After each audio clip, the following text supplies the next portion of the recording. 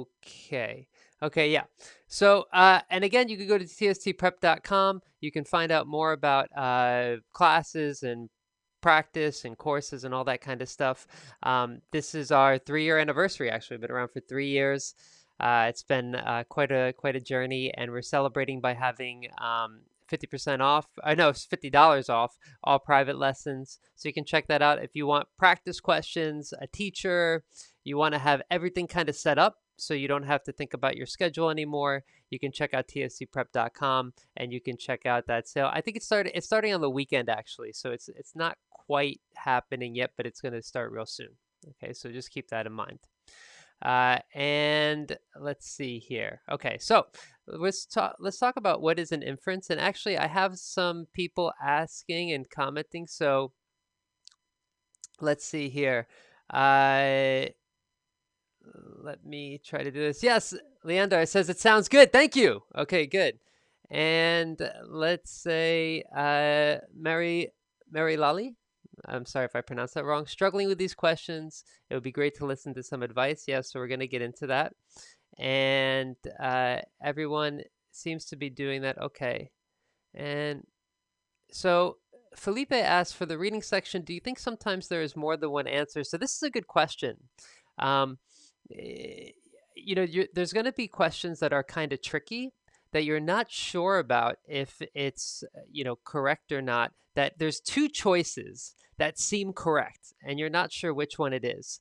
So a lot of times you'll have to choose the option that's just the best answer, because there sometimes might be two choices where you feel like both are kind of correct and you have to pick one. So sometimes, yeah, when I'm explaining an answer to somebody and they say, you know, why isn't it B? I think B is a good answer. And I'll say something like, B is a good answer, you know, it's just D is a better answer because, and then I'll explain why. So that's a good question. A lot of times there is, you know, more than one option here. And you want to try to go with what is the best answer in this situation. Good. Okay, so I'll get to some more questions as we go. And so let me start by introducing this by what is an inference. So let me ask you actually, what do you think is an inference? Like when you hear me say, okay, we're going to talk about inference questions today, what is an inference? So I'm going to give the answer, so let me just get right into it. So an inference is a conclusion reached based on evidence and reasoning. Inference and author's purpose questions are not directly stated in the passage. So that's kind of a weird definition. You know, maybe you don't understand exactly what I'm talking about. So the best way is to just give an example. And so you look out the window and notice clouds in the sky. So what's the inference? Well, you take an umbrella because you guess it might rain. That's an inference. I mean, it's basically just an educated guess. It's what you think is going to happen or what you think is a fact based on the information that you're given. So that's what makes these questions tricky on the TOEFL, is that the answer is not directly stated usually. You have to kind of make a good guess about what it might be. Another example of a inference. You're speaking about your problems at work and your friend yawns. Okay. So you stop talking about work and instead ask about his life. So somebody's yawning. You think to yourself, okay, you make an inference. Okay, he's bored. He's not very interested in what I'm saying about my life. So I'm going to have to change the topic. So that is an inference. That's basically what an inference is. It's a guess based on the information around you. So let's look at some examples, and I want you to, you know, write down the answer. I'm going to just kind of go through this presentation, but if you're watching the replay, you can pause it, or, you know, you could just say it out loud what you think. So if I tell you, she almost always comes to work on time.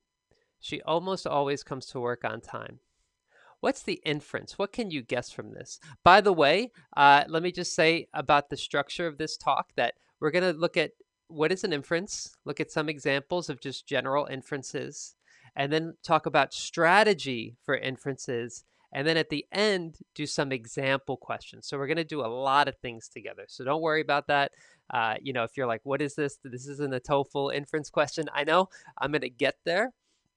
We're going to start simple and we're going to get more and more specific. And at the end, we're going to do a kind of workshop where we do some questions together and we'll do some practice together. Okay, so we'll get to the questions soon. So she almost always comes to work on time. An inference that you can make here. So there's a couple. There's more than one correct answer. She sometimes comes to work late. It might be one inference, because if you say she almost always comes to work on time, that means once in a while she might be late, right? Or it could be she's a reliable employee. If it's almost always like 99.9% of the time she comes to work on time, then she's pretty reliable. So those are some inferences you could make from this statement. Let's look at another example. An area of land is considered a desert if it receives less than 4 inches of annual rainfall. So what's an inference we can make here? So they tell you, okay, an area of land, it's a desert if it has less than 4 inches of rainfall every year. Annual means every year. So what's an inference you can make about this? Well, areas that receive more than 4 inches are not deserts, right? So, okay, if it's less than 4 inches, it's a desert. Well, I guess if it's more than 4 inches, it's not a desert, right? So that's an inference I can make. So those are just some pretty simple inferences that you can make here. You make inferences every day. Do the same with the information you read in the TOEFL passages. So we're going to do the same thing that you do every day. You make inferences. It's very natural. We're going to do the same thing as you would here. Okay, so the next part is going to be inference strategies. And before I do that, let's see what's going on in the comments. I'm going to test this little thing here. And let me try to get the comments up. I wonder if I can move this around. Okay, put it here, and then I'll make this pretty big. Okay, so let's see what some people said. So inference question seems to be the hardest for me. Gabrielle said that. Okay, and yeah, it's going to be hard to do, striking the right balance between inference and telling a spurious story. Good vocabulary, spurious story. I believe I don't use this word very much. I think spurious means like a lie. Yeah, so it's a hard balance, right, between the two of them, trying to make an inference and also something that's true. Right? Yeah, something's not explicit in the text; it's not stated. This is interfering. I think inferring is what you mean here. So probably she was late one day, right? She must wake up early. Yeah, Jennifer says so. She's almost always on time. She must wake up early. Sometimes that she doesn't come to work on time. Right, good, Andrew. Can I pass the satisfactory score? I hope so. Yeah, so anyone who has TOEFL IBT in a week. So yeah, a lot of times I get students who are here that they only have a week to prepare, or something like that. So it's pretty common. Welcome, and I hope that this helps you next week. So let me get back to this little talk here, and we'll get back to inference strategies. And again, pop the question in the comments. Hopefully you're not too shy to show your profile with the comments, but I like to include the comments. It really helps me kind of mix up this class and make it better. So yeah, please ask questions there, and I will get to them as we go. So what is an inference? So we talked about that, right? We're back at inference strategies now. Okay, how to make an inference. So let's get a little more practical, and actually, how do you do it on the TOEFL? So the first thing that you can do is you can analyze the modifier. Analyze the modifier. Now, what does that mean? Okay, so let's talk about that a little bit. A word or phrase that supplies additional information about another word or phrase. So that is a modifier. So, for example, adjectives like the big dog. Big modifies the noun dog. Or an adverb. Somebody ran quickly. Quickly modifies the verb run or ran, right? So that's a modifier in this situation, what we're talking about here. That it's an adjective or adverb usually, changing the verb or changing the noun. So we can look at modifiers to help us try to figure out what inferences can be made. Um, there are some different popular modifiers on the TOEFL. There's extreme modifiers, which is like all, always, never, only. This is a kind of famous little trick or strategy that I talk about with students, that if somebody says they always do something, it's probably not correct because it's too strong. They never do something, it's probably not correct, it's a bit too strong. So you want to be careful with those types of words. There's frequency, which is usually, sometimes, almost always. She usually comes to work on time. She sometimes comes to work on time. She almost always comes to work on time.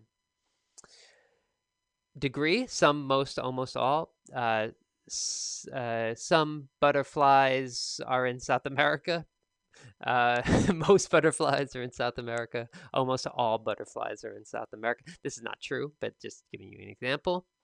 And then there's time modifiers, or counting modifiers, so numbers. There's a dozen. So time is not right. I should put number modifiers here. A dozen, which is about 12. Century is 100. Millennium is 1,000. So those are some pretty common modifiers that you'll see on the TOEFL. And so what we're going to do is we're going to look at some example sentences, and then let's make an inference based on these example sentences with modifiers. Let's do these 5 together right now. Okay? And you could put any questions or comments, or if you're not sure about something, or if you want to answer, please do it in the chat. It's one of the biggest buildings in the world. What's a inference you can make about that? So if it's one of the biggest buildings in the world, there are bigger buildings, okay? Because it's one of the. It's not the biggest building. It's one of the biggest buildings. So this is a very common kind of modifier on the test that you have to be careful of. One of the biggest is not the biggest. Okay? So there are bigger buildings. By the way, there are other inferences you can make, but this is just an example here. He owned most of the land. Okay, so if he owns most of the land, what's an inference you can make? There is some land he didn't own. Okay, a past tense, there's some land he didn't own. He owned most of the land. He didn't own all of it. He didn't own some of it. He owned most of it, right? Another example. There are 500 known butterfly species. There are 500 known butterfly species. This is a tricky one here. 500 known butterfly species. Well, let's see. There are unknown butterfly species, right? So if there's 500 known species, well, then there are some that are unknown. Why would you even say known? If it was necessary, you could just say there are 500 species. But when you say 500 known species, that means that, oh, it's a little bit different, that there are other species that we haven't discovered yet. So that's something that you want to keep in mind. All right, next one. This is the best TOEFL course. I couldn't resist. I had to do that. So this is the best TOEFL course. Little bit different than one of the best. This is the best. So what is an inference that you can make based on it? Let's see here. There are other TOEFL courses that are just, the quality's not so good. So yeah, so that is that is the what I want to say. That's an inference that you can make. Something is the best. Oh, there are others, but they're not as good. Right, so it's very important to remember this one. If you're going to remember anything else, that this is the thing. Okay. The next one. There is usually enough snow to go skiing in December. There is usually enough snow to go skiing in December. All right, so usually is the big word here. That's the modifier. Sometimes there's not enough snow. All right, so it says usually there's not enough snow, then usually there is enough snow, then sometimes there's not, right? So usually and sometimes. So that's That's it for the most part. If you're still here, congratulations. I have a little sound effect. Doo doo doo. I like this. We're going to move on to the next part. So that's my little thank you for staying with me. We're going to talk about understanding the conditions. And this is the second way to make an inference. So the first way is to analyze the modifier. The second way is going to be to understand the conditions. And so let's see here. How do you understand the condition? I'm trying to think what I want to do here. Yeah, let's just go to the conditions. I'll go to the questions next after we talk about this. Um, so what is a condition? So this is a little bit different than a modifier. A condition describes the necessary state that must exist in order for something to be possible. Think of conditions like learning the rules for a game that you've never played. Okay, so this is like the desert example I gave. There are only 4 inches of rain in a desert. That's a condition. So if we're learning about, how to play soccer, you say, okay, there are football if you're Britishing or whatever. There are 2 teams, and each team is allowed to have 11 players on the field. So that's if you are um, learning about soccer. You say, okay, there are 2 teams, and then each team is allowed to have 11 players. So, what are some inferences you can make? What are some guesses you can make based on this statement? So let me actually hear what you have to say. What are some inferences you can make? There are 2 teams. Each team is allowed to have 11 players on the field. What would you say here? What would you say? And so let me see here. I'm going to change this. I got a second camera here. Oh, a little behind the scenes action. Very exciting. Yeah, I know. Let me go to the comments and let's see if anybody asks any questions here. So I got to change my view and do this. Okay. So, so some people, okay, yeah, talking about it's a big building, gave some answers before. Yeah, haha. I love this. Yes, Natalia, very good answer. There's no other course like this one. Great, thank you. And so good. Mary, I'm sorry if I pronounced this wrong. Mary Lally says you can't have more than 11 players, and it actually said a team needs 11 players to play. So this is really good. Yeah. So this is what we're talking about. We're talking about this condition that there are 2 teams and each team is allowed to have 11 players on the field, right? So if you know that condition, then an inference might be that, okay, a team needs 11 players. Perfect. Or you can't have more than 11 players. Good. That's exactly the type of inference you want to make. So let me go to the next one here. Okay. Yeah, so conditions will vary greatly on test day. Here are a few examples from Complete Test 13. I'm going to put a link in the description to TST Prep's website, and you could download Complete Test 13. And so these are all from that test. So all these all these sentences are from that test. So we're starting to get closer to actual kind of TOEFL style stuff. So after this, we're going to start doing some example questions. After this, we're going to do about 5 or 6 inference example questions. So I'll read this one. Margaret Fuller also came to prominence as a leading transcendentalist and advocate for women's equality. Okay, so now we're starting to get a little bit more difficult, right? We have prominence, leading transcendentalist. I can't even say that word, transcendentalist, and an advocate for women's equality. Yeah, so it's getting a bit more difficult, right? So what is a inference you can make about this? Advocate for women's equality. What's an inference you can make about this? And well, let me share the first one. So what's an inference you can make?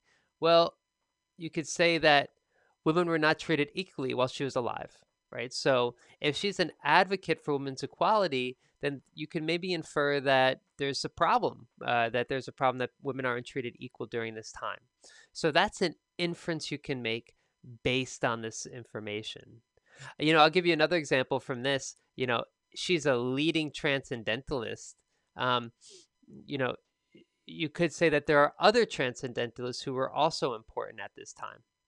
So that's something that you could say as well. Let's go to the next one. Conventional agriculture. Conventional agriculture is ill-suited to solve the food crisis, but hydroculture might be a potential solution. So what's an inference you can make about this? What's a guess? And by the way, if you have questions, pop them in the chat. And also if you want to try to answer this, please do it as well. It'd be very, very helpful. Um, let's see here. Okay. Um, let me go to the answer. And hydroculture is an unconventional form of agriculture. So here we have a kind of modifier, right? Conventional agriculture. So what would be the opposite of conventional? Well, something that's unconventional, right? So that would be something that is a inference that you could make based on the conditions you're given. Oh, something's a conventional agriculture, then there must be something that's unconventional. So these modifiers are really, really useful.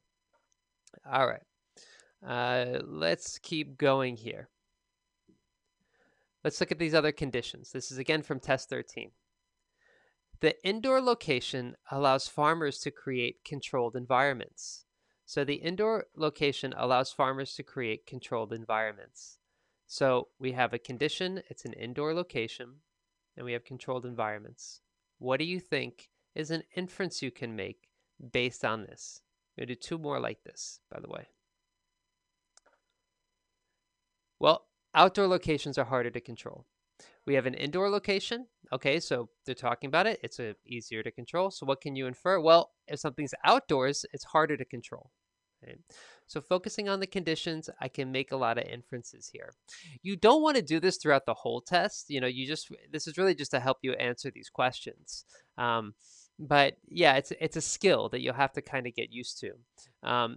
I would say that you probably don't need to do this a lot for like speaking, where you're just reporting on information on the passages. This is mostly for reading and listening and for answering the questions that they ask you when they ask you these inference questions. Okay, so you don't have to do this all the time. This is just really for the question types that you need to focus on this kind of thing. All right. Organizational psychology had its origins in the early 20th century. Let's see here. So if it has its origins in the early 20th century, what do you think is an inference? What can you guess from this? By the way, if you don't understand all this vocabulary, it's totally okay. It's part of the process. There's words I don't know, and it's just very natural. So don't worry about that. So what's an inference you can make about this? It has its origins in the early 20th century. And yeah, actually, I'll just add Ikura. I'm sorry if I pronounced your name wrong. Outdoor locations are uncontrolled environments. Yeah, that's right. So that is one inference you can make based on this sentence. And actually, let me wait for one answer. I'm going to wait for one answer from somebody because this one is tricky and I want to see what you say. Organizational psychology had its origins in the early 20th century. What do you think is the inference you can make? So I'm not gonna go forward until I hear somebody answer this question. Let me know what your inference is. Organizational psychology had its origins in the early 20th century. What do you think an inference is that you can make from this? So I'll wait. There's about a 10-second delay. I'll play my little song here and I'll see what people say. What inference can you make based on this statement here? What can you say? All right, let's see.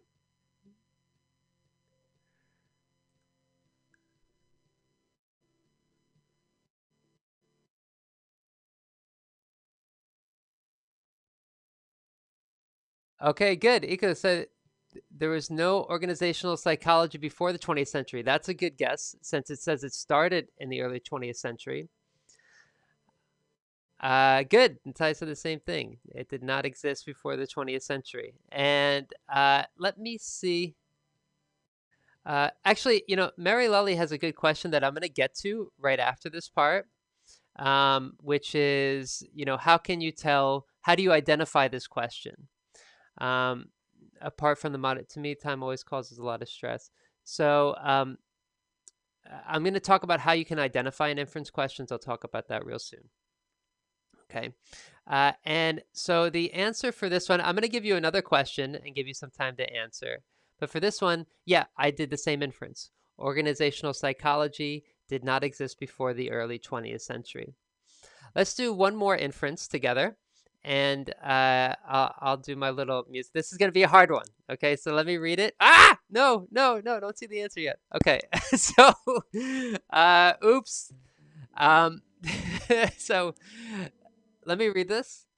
Unlike most other academic fields, business leaders immediately understood how research into worker psychology and productivity could have a positive impact on both the workers' well being and the company's profit margins. Okay, what's the inference you can make? A hard one, a long one. Let me give you about 30 seconds. I'll play my little song and let's see what answers come in the chat.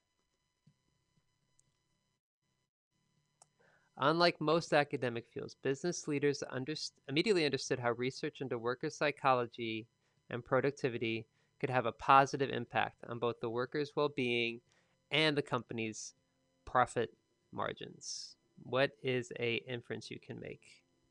This one's tricky. Let's see.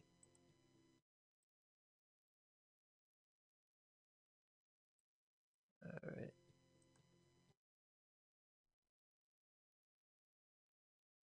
All right, I'm not going to go forward until I get an answer. So somebody please write in the chat what you think the inference is. What you think.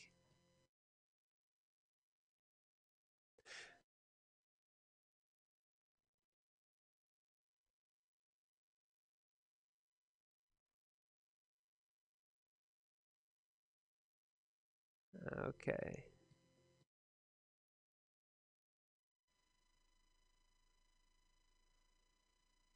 Okay, my song stopped. So let's see here.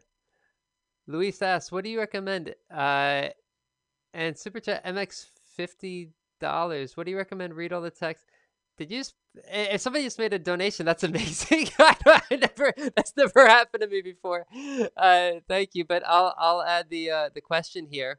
What do you recommend first? So I'll read his question first, and then I'll share people's answers. What do you recommend, to read all the text or only find the answer? Um, so what do you recommend, to read all the passage or to find the answers? Well, you should do both. Actually, you shouldn't read the entire passage because it'll take too long. I usually recommend that you skim and scan the passage and then you try to answer the questions as you go. We're going to do actual questions, inference questions, in about 5 minutes. So I'll talk about this more and you can ask again to remind me of this. But let me share what some people wrote. So business leaders usually do not pay attention to academic developments. That's a good one, Gabrielle, right? So because, because unlike most other academic fields, business leaders actually, are interested in this type of thing. So yeah, that's right. And Natalia had a similar thing. Other field leaders did not realize this and did not apply it. And this is good. So let me share my little answer here, which is business leaders are not usually interested in other academic fields. Yeah, that's right. And I pretty much wrote the same thing. So unlike most other academic fields, business leaders understood how research could have a positive impact. So, the business world and academic world, usually they're not so interested in one another for the most part. But psychology, organizational psychology, is definitely has a bigger impact. Good. So good job, guys. And let's go to inference breakdown. So now we're going to talk about the actual question type and do some examples together right now. So here's a couple things to keep in mind. You'll only have one inference question per passage about. You really won't have many. There used to be more in the old version of TOEFL, but now there's only just like one. you answer it in 90 seconds or less. So you have 90 seconds or less to answer the question. Now, this is not like you actually have 90 seconds. It's just that if you have to read the passage and answer 10 questions, does anybody know how much time do you have to read each passage and answer the 10 questions? There's 3 passages in total. I'll give you a hint. There's 54 minutes in the reading section if it's not an extended version. There's 54 minutes for 3 passages, and you have 30 questions. 3 passages, 10 questions each passage.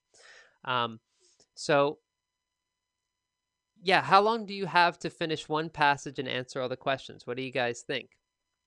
What do you guys think? How much time do you have? Anybody know? Anybody want to take a guess? Maybe. You have how much time do you have? 18 minutes. So you have 18 minutes to read the passage and answer the 10 questions, which means you have about a minute and a half to answer each question. Some questions should be quicker, like vocabulary questions. They should just take like a minute, 60 seconds or less. Other questions, like summary questions, those take longer. They're harder. Okay, so you have to be careful with that. Now, somebody asked before, I wonder if I could find the comment really quickly, but somebody asked before, yeah, so somebody said 18 minutes, right, good. Somebody asked before about how you can tell if it's I can't find the comment now, but somebody asked before, how do you know if it's an inference question? They'll use words like infer or imply or suggest. So that's how you know if it's an inference question or not.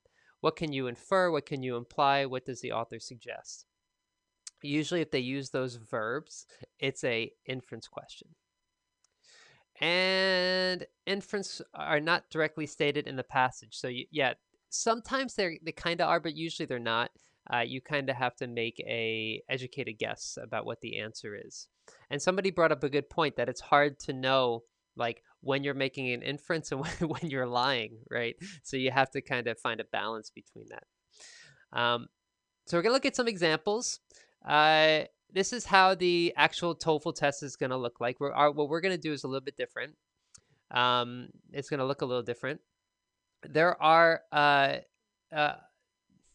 there's a kind of like step-by-step formula I give to students for each question type, which is pretty simple. It's the same for almost all of them. And you understand and identify the question. So that's step 1.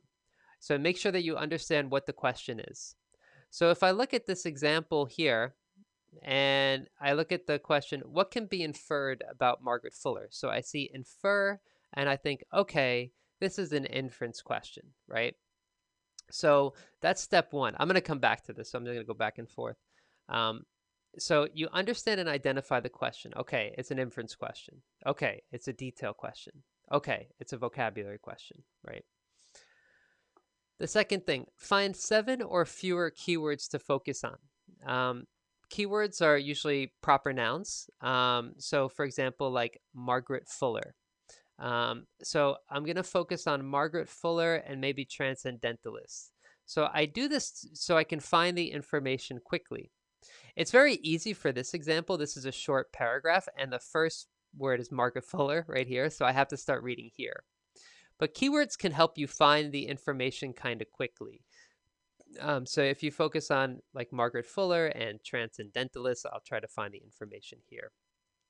And to go back to one student's question is that I'm reading and answering the question at the same time. You really don't have time to read the whole text. You just will run out of time.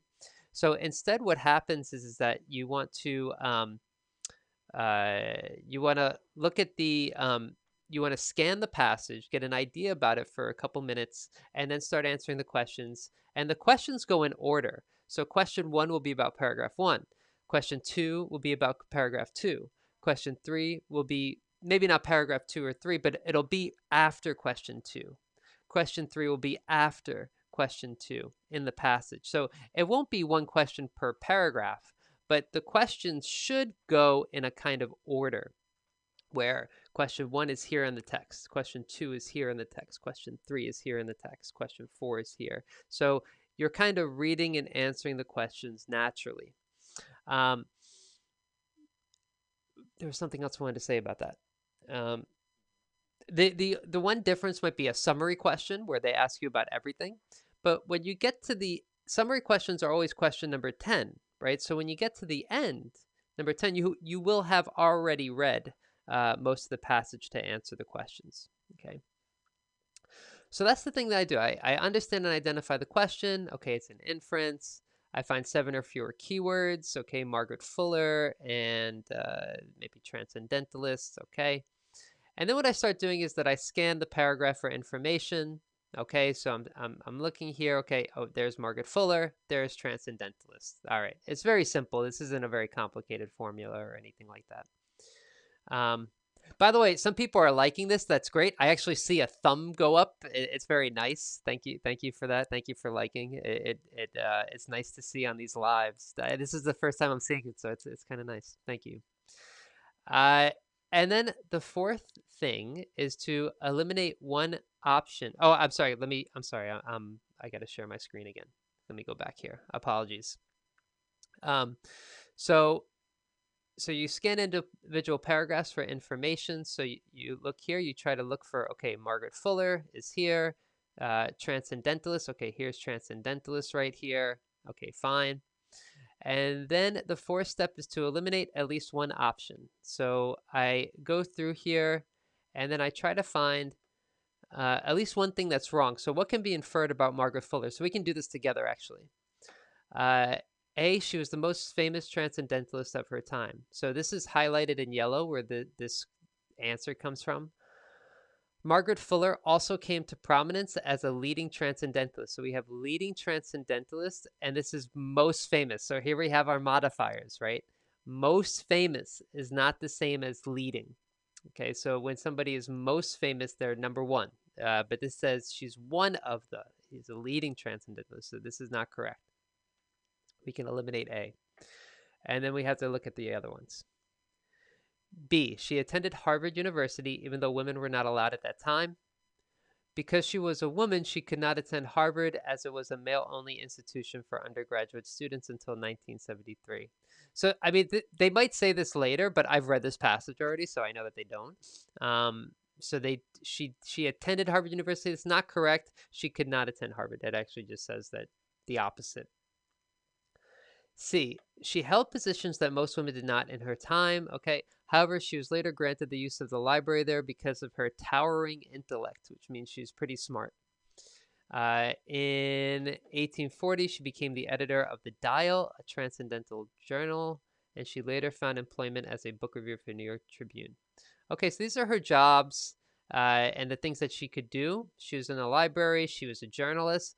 So these are positions probably not held by most women at her time because the first two sentences talk about how she couldn't do things, like she couldn't attend Harvard and that kind of stuff because she was a woman. C is probably the answer. D, she only reviewed books that were of interest to her while at the New York Tribune. Here's this word only. I see that. I'm like, ooh, I got to be careful with this. And they don't mention that here, I don't think. She was a book reviewer, but they don't mention that she reviewed books of her interest. So C would be the best answer. But let me know if you disagree. Let me know what you think. And so that's a little 4-step formula, little thing about inference question. And this is for any question, really. You just identify the question, find some keywords, scan the paragraph, find the information, and start eliminating choices. I usually recommend eliminating choices because, like somebody mentioned before, there could be more than one answer. It's a little tricky, right? So you want to do that. Now, if you're still here, cool. Congratulations. We are at the part where we actually try to answer some questions. So I am excited to do that with you. I'm going to share the questions with you that we're going to start doing together. And let me I'm going to go back to the chat and see. I'm going to go to my questions now, but I'm going to go to I'm going to check the chat and see if anybody asked anything while I was talking. And let's see here.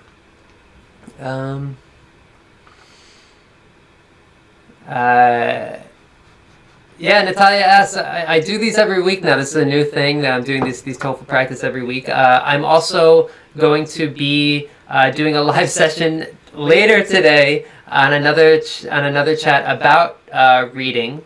I'm going to be doing it about TOEFL reading and about economics. So a lot of students actually have trouble with economics, so I'm going to be talking about that. And I'll put a link to that. It's a new channel, so if people can actually go there and subscribe, you don't have to go to the live today. I know the time zone is different for a lot of people, but if anybody can be kind enough to go there and give it a like and subscribe, it'd be really, really helpful for me. But yeah, I'm going to talk about economics for the reading a bit later today after this. Let me see what else. Yeah, let me get this up here. Sorry, 1 second. All right, let's see what else. If anybody has any other questions here.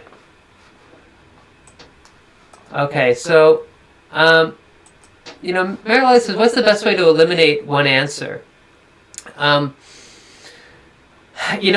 kind of depends on the question. It's hard to say, like, what's the best way to eliminate an option. You kind of have to just go through, and by the way, I'm gonna put in the chat right now the link to the live lesson later about reading. It's going to be vocabulary. It depends on the question. Every question is different, but when you eliminate choices, you kind of have to go to the one paragraph. You don't have to look at a lot of different places. Just look at one paragraph. And I'm gonna not share this yet. You just look at one paragraph, and then you go one by one. I mean, it's really that simple, and that's what I did for this example. What I did was, I'll go back to this example here. I moved my screen. Let me go back here. Okay.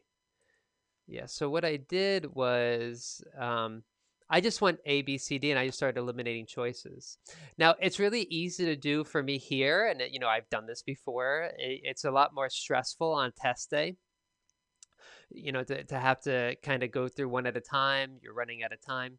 So you want to scan and try to be intelligent about it. You want to try to make sure that you don't take too much time with any question. But I mean, I just go one by one. And I try to do that pretty quickly. But yeah, that's what I would recommend. Let's see if there's anything else I can answer. Yeah, we're going to do 5 questions for this. And yeah, so a little bit of popular, so nice advice. You got this, you got this. I'm sure that's an emoji that's not showing up. But thank you, Dentist Streams. I love your avatar. Yes, it's dirty teeth and a dream catcher. Cool. This read part was too long.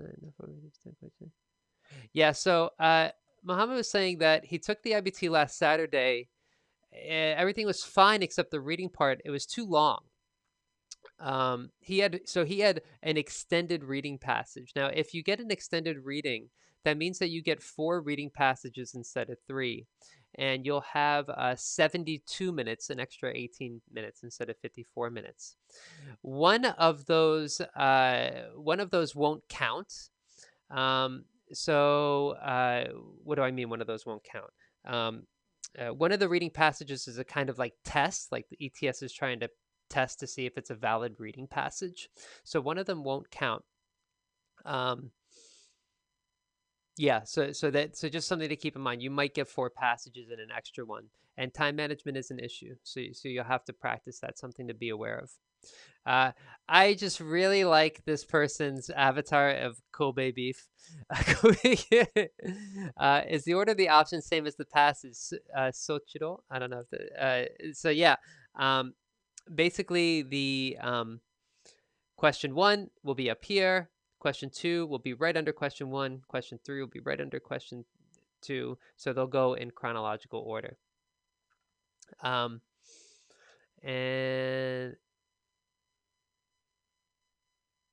okay, somebody is saying your volume is increasing when you show the side view. I'm not sure what that means. And somebody saying my voice is echoing. So let me know if you can, if let me check my sound here. Hold on one second. There might be some, I might have made some mistake here. So that's muted. Okay, I'll mess around with this and try to figure out what I did wrong. Maybe it's this one. Let's see. Yeah, okay. Thank you. Thank you. I didn't have my other microphone muted. So hopefully this sounds better now. Let me make sure that sounds better. This is a good chance to just start getting into the practice. So what we're going to do is we are going to do these. I'm going to try to zoom in here a little bit to make this bigger. Let me try to make this bigger here. Okay. And I'm gonna let me just play with the sizes a little bit. Okay, and I'm gonna disappear. So what this is from TST Prep.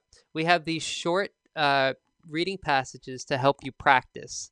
Let me know if you can see this okay, that sounds okay.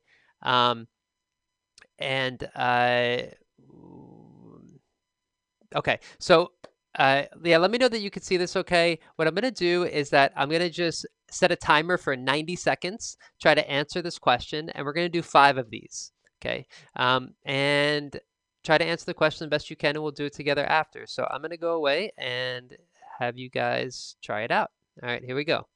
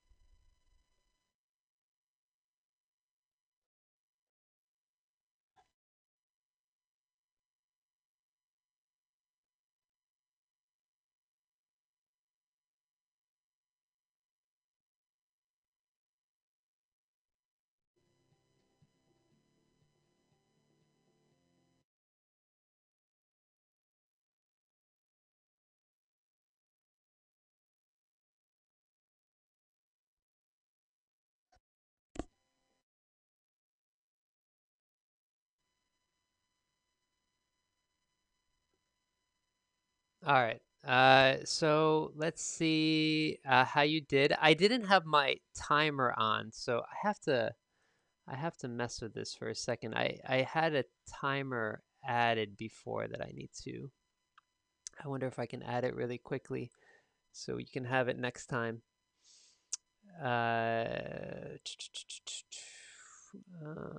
Okay, I'll try to do it next time. Anyway, so let's see what the answer is. By the way, this is all from tstprep.com. This is their, our practice questions.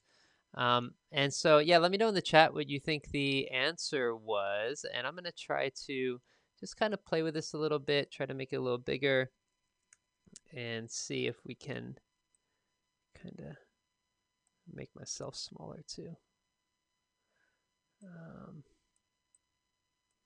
Come on, there we go. Okay. So, so let's check the answer. Let's see what they say here. So to be honest, I haven't done these. So I'm going to be kind of learning as I go with you guys. D is the correct answer. So actually, you know what? Before I do that, I should do the kind of step-by-step process. So the first thing is that it says in paragraph 2. So sometimes they tell you which paragraph it's going to be in. So you can, just skip to paragraph 2. Paragraph 1 might give you some context that would be helpful. But, time is an issue for almost everybody. So what I would just do is I would just skip to paragraph 2.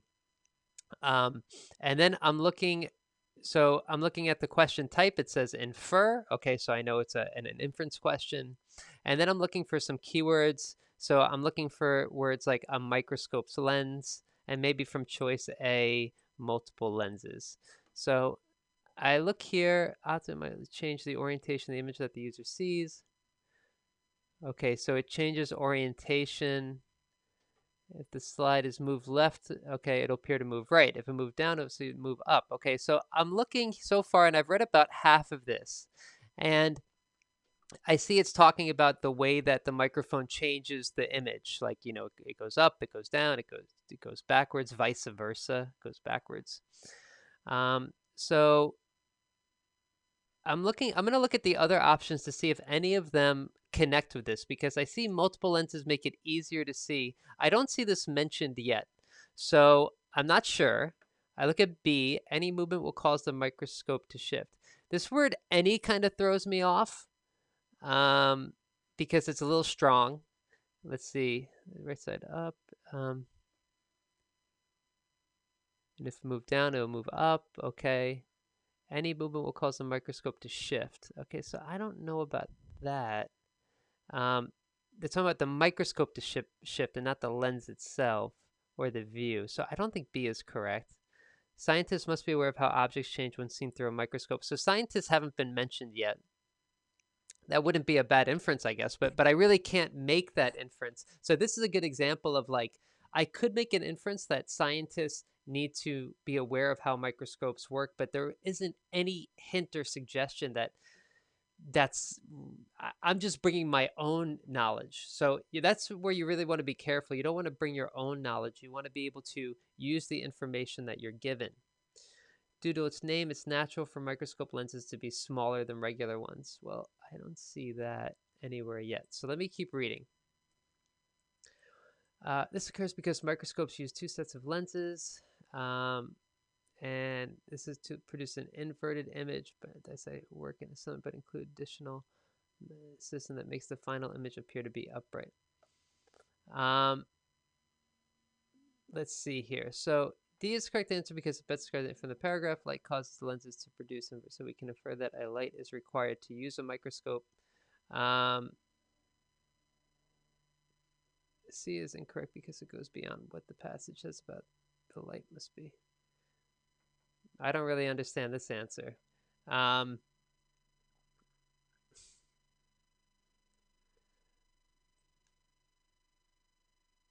microscope magnifies an object. A micro means small, and scope means to look at. Yeah, I mean, I don't really like this answer. This A is not mentioned. B is not mentioned. C is not mentioned. C is the only one that makes sense, but you would have to look at the first paragraph to get this answer. So this is not a very good question because it says in paragraph 2. So I'd actually disagree with the person who edited this, which is me. So it's actually in paragraph 1 that they're smaller because of the name. So it's small and it's look at to study them. So it would be a natural inference to believe this. This is not a good question. I do not like it. I don't think it's clear. Let's try a better one. Well, let's hope it's a better one. Let's see. Cell theory. Actually, no, let's skip that one. It's a little long. This one's kind of long too. But let's see if we can do something better here. Variable costs. Okay, so I'm going to give you some time. Let me see if I get my timer up this time.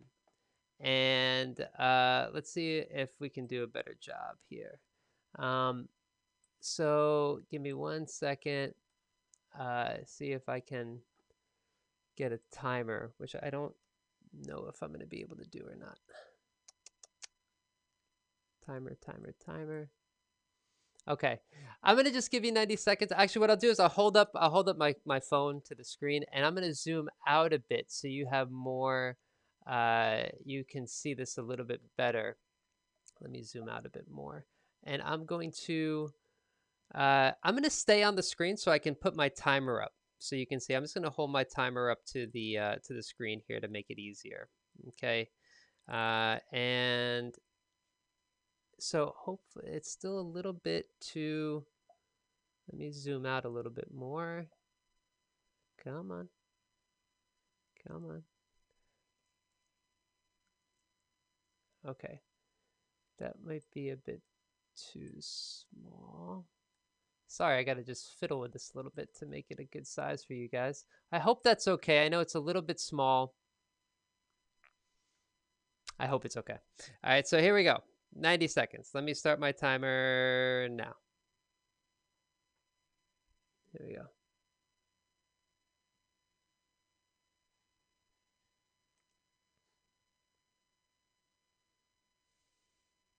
I'll play my little song.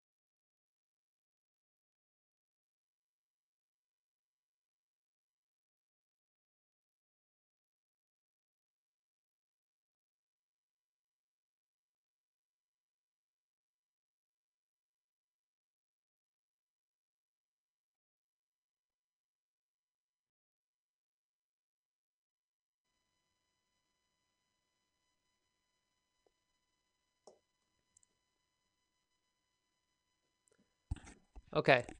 What do you guys think? I think this is a better question. Sorry about that last one. Don't worry about that last one. It's messed up. I got to fix it. Um, let's see what you think the answer is for this one. I looked at this and I think this one is much clearer. Um, what do you think is the answer? So the first thing I want you to do is that um, look at the question in paragraph 2. What can be inferred about variable cost? And so you're going to look at paragraph 2, and you're going to know that it's an inference question, and then you want to look at what choices you have: A, B, C, or D. And let's see what people said. So a lot of people are saying C, C, C. Lots of so this time it's C, C for sure. Okay, and let's check the answer. And yeah, C is correct. Good job, guys. It best describes the inference from the first sentence. The more you produce, the greater the variable costs. Right, so that makes the most sense. The low production, low variable costs, right? So this is pretty simple and straightforward, this one. Good. I don't think I have to explain that one too much. I think you guys get that one. And let me know if the size is okay. Sorry, I can't. Sorry, it's not as. It's about as big as I can make it. Let's do 2 more, and let's find. This one is again about economics. Let's see if we can. Yeah, let's do economics. Why not? Yeah, this is a little bit longer. Hmm. Okay. Why not? We'll try to do it. Just long ones are kind of hard for me to put here. Let's do this one. Okay. Yeah, we'll do it this way. All right. What can be inferred from paragraph 2? I'm gonna play my little music. Start the clock at 90 seconds. Here we go.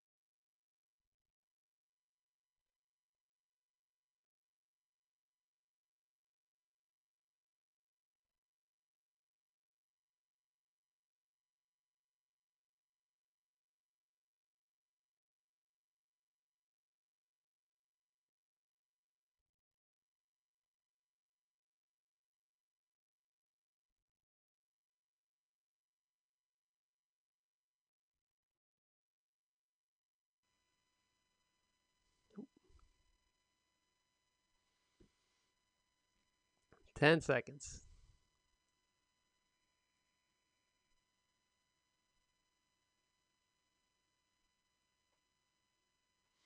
Okay. So this one is a pretty easy one, actually. After I was reading it, I was thinking, yeah, this is not, I think this is a little bit more like something you might see in TOEFL speaking instead of TOEFL reading. But we can still use it. What do you guys think the answer is? Let me know in the let me check what people are saying. Um, all right. Some people say D, C, C, C, D, D, D, D, B, D. Oh, so we have a mix of answers here. Um, so now what's going to make this question tricky is now this is the kind of tricky thing about so D is the correct answer. Um, so what makes this question kind of tricky is because what's going to happen is that you're going to bring the knowledge that you already have to this type of question. So while this question actually the kind of it's you know, maybe a physiology topic, while the topic is something that you know and something that's kind of easy for you, it can be actually tricky because you know information like, for example, losing fat is easy for people who exercise a lot. You might believe that's true, right? And you might say, okay, well, so people who exercise a lot lose fat, which is actually kind of true. I'll show you in this passage how you could get that answer, um, and you might also know that exercising is the best way to lose fat, but that's not stated here. Okay, so you have to make sure that you don't bring too much of your own life into this question. Okay, so if a person needs more energy than they consume, such as when doing, the body must draw upon chemical energy stored in fat. Okay, so this is about how people get energy, right? They have to get it from fat. So exercise can be helpful in losing fat. However, the amount of exercise needed to lose fat or to burn off extra calories can be large. So it says exercise can be helpful in losing fat, right? It doesn't say that it's the best way to lose fat, right? So that is not something that's implied, right? They don't imply that it's the best way to lose fat. Losing fat is easy for people who exercise a lot. This is probably second best answer. They don't talk about people who exercise a lot.